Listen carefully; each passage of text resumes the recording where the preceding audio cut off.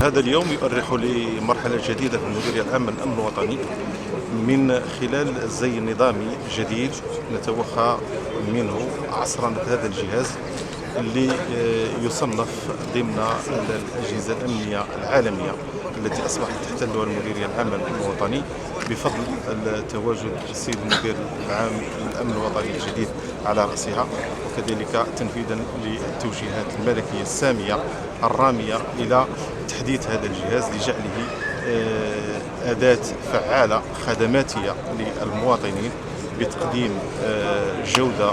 أمنية حديثة تستجيب للمواصفات الدولية.